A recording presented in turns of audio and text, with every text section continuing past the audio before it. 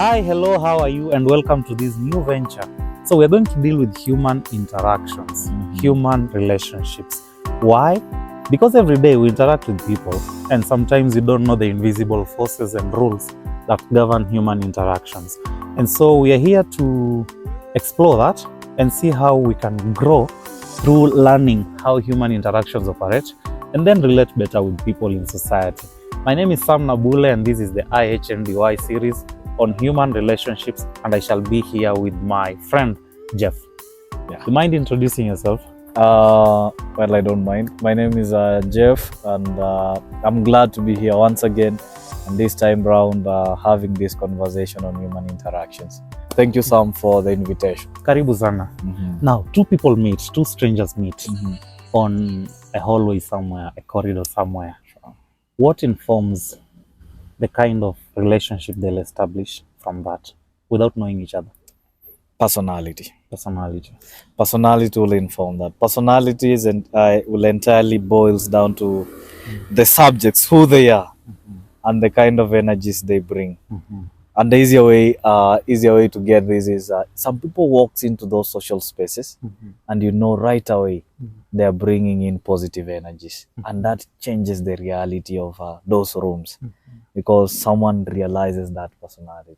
It's also keen when you're also keen, you realize while someone is high on positive energies, there's always someone in the same room with low energies. Okay. And that really affects, it informs a lot. And so you're dichotomizing between the extroverted character and the introverted character. Ultimately, it goes that way. So now, the first instant of meeting, the personality will dictate a lot on how that interaction will go. Sure. And so let's begin with the extroverts, for instance. Who is an extrovert? What are the kind of things that box somebody into this category of being an extrovert? Of course, I know there are stereotypes here and there, but at least, not all stereotypes are wrong. There are always elements of truth in them. Sure. And so what categorizes an extrovert? First thing first, extrovert is outgoing. Right. Extrovert easily find a way of being outside himself. And being outside himself will reach out. You realize in that space he has, if it's knowing each other, he knows many people already, just by name or just by greeting. He has done this and this. Sometimes they don't do it for show off, they just do it unknowingly because it's who they are. So they're outgoing, they're easily realized, easily noticed, if not realized, easily noticed. They share positive energies, lots of positive energies that entails just moving around, being with people. They will want to talk about anything and about everything, without minding who is judging them, how they're being looked at. At first sight, you'll want to realize that until probably when you get deep down them, you realize there are usually people whom you'll tell they are happy. There are people you'll easily tell they are sad. Because when they're not happy, like sharing those energies, they just go low. And when you ask them, say, look, today I'm not okay, you'll easily notice them. So they're easily noticeable. Bottom line, easily noticeable. And now, since these are people who command a lot of airspace and airtime, what will be the advantage and disadvantage of having such kind of personality in yourself? Because you're in a social space, so that means your personality is a tool on how to relate there. So what will be, the limitations of being an extrovert and also the advantages of being an extrovert in a new social space? Now, in new social space where we are just meeting for a seminar for 2-3 days, they will end up enjoying the session, because they will end up probably meeting and sharing lots of things with other people, as compared to someone who has lesser energies or that moving out. They will end up, another thing they will end up doing in a session that takes some shorter time. Actually, I'm trying to use time frame because normally or mostly they will be limited because of time frame. Yes. They will probably do short-term interaction. You want to talk to me for 30 seconds, you need Get to to move somebody someone else. So somehow they will be doing short interactions, not so deeper interactions. So they will end up knowing many people. That's a plus for them. Knowing something about someone. Yeah. Now the danger of that is it is in shorter time. There's no interpersonal communion. Interpersonal communion. Just say I just know he works for this company or he comes from this school. This is what he does. He'll have the basic very superfluous information. On the flip side, that means they have the capacity to create as many networks as possible in a short time. Yes, in a short time. Because if I can be able to leave an impression to you of who I am, what I can do, and where I am from in a limited span of time, then that means I can easily do that to everybody else. And by that, I create some sort of superficial network per se at a very short time, right? Sure. First time impression, they are great. All right. Now, what's the downside of that? Now, being an extrovert in a new social space. Social space, interpersonal relationship, all right, and communion with the other person will be very low. You won't, like for someone who sits with the next to someone and takes some more time to know about this person, will be different. That's different to an extrovert because they just have segments. So they will lack deeper communion with the persons next to them, and that sometimes is a challenge. They really don't get to know people. They really don't get to know people. And so what I'm thinking is that if I have understood myself and I'm like, okay, look, every evidence is pointing out to me being an extrovert, and this is me preparing for whatever it is tomorrow that I'm going to, I'm getting into a new social space. What should I have in mind when interacting with people there?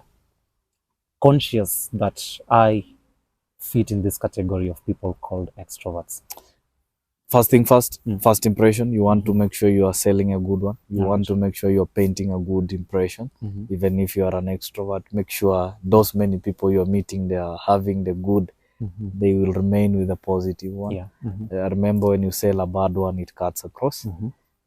Two, I want to make sure that when I go back, there are people whom have deeper communion with them. All right. So because very easy that people might want to think, but he has lots of friends. But then you just realize they are probably the people I know. They are not people friends. I know, they are not friends. So you have to be really careful to make sure that I am also making friends. It's not enough just to know people. Haitoshi, you have to make friends out of them. And now, how do you know? I once attended an event somewhere, and the MC was very energetic. I have to credit him for that.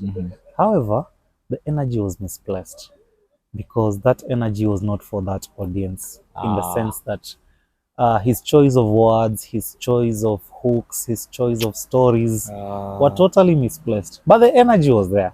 And so at the end of the day, the people I was sitting with, they were like, can't he see we don't fall into that category of audience? Because he was a university student, so he was, I think he comes from a space whereby it was okay to use obscene language, And so here were people in the corporate world wondering, what on earth is going on? What did I get myself into? Now, as an extrovert, you're getting into a social space. How should you know that this is my audience and this is what I should do to have that good impression you're talking about? Now, as an extrovert, I know right away I'm falling into a danger of probably moving around and sharing energies with people. Now, I want to make sure that first impression I'm selling is good.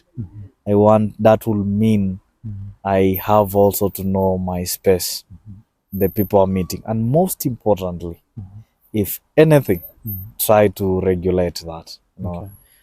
You don't need to just do things because you are used to doing them. One of my lecturers used to tell me that you don't have to speak because you have to say something. Speak because you have something to say. Sikuwe mjinga, you might Sikuwe lose mjinga. it, man. Yeah, You might true. lose it, man. You True. might lose it. So you really have to be very calculative in a way. Not calculative. You want to share the authentic you want to share the real self with the world, but just make sure the energies are in the right place, you're doing the right thing in the best possible ways. Yeah. You really have to do the background check. Again, it's a good invitation of knowing your audience. It's a good invitation of knowing yourself as well. Yeah. Now, let's shift things around. I've looked at myself and I have all the evidences pointing out to me being an introvert. I'm in this social space and there is this extrovert coming to interact with me. What should I know to help me interact better with him? Because we come from two different worlds. So what can I know that can help me interact with him or her? Energy flow. Extroverts have easier, they have lots of energies, and that's exactly what they share. Fast energies, Does not mean introverts don't have energies, but you realize that we are clicking so easily. When you realize people click easily because of energies that is flowing between them. But at one time you realize that yours is more, the velocity of it is low and the other one is high. Probably will clash. You'll feel like you're being ignored, someone is not responding to the other one vizuri. So as an introvert, what should I do? I should, if anything, I can, within the first few minutes, I should know that this guy is an introvert. Now, it's me being the introvert. You being an introvert. Yes, meeting an extrovert. Meeting an extrovert. And I want to make the best out of that interaction. Loud and clear.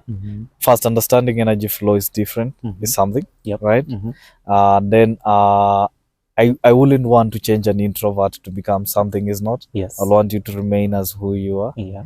And whatever you share is what should be accepted, but try understand the other person. There's something here, it has to go a notch higher.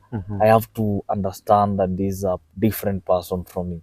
There's a personality change here. There's a personality, something that is coming in contact.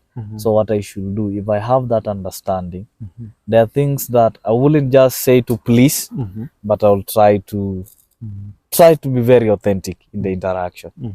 And I think the extroverts are not that stupid that they won't realize that. Yeah, they do. They won't realize. They do realize They the energy flow energy here. flow. It has hit a dead end. Yeah. And now I need to, calm down, calm down or They shift meet the somewhere. entire conversation. Alternatively, people have good ways of meeting. Come, we meet somewhere. Yep. So you bring, we both compromise somehow for some reason. Okay, that's a good one. Now, maybe in the next episode, let's talk about the introvert in the new social space and see how they can make the best out of it. What do you think about extroverts in social spaces? First things first, I have to admit that in my few years of existence in this world, I've tried both sides. I've been an extrovert, and at some point I've been an introvert.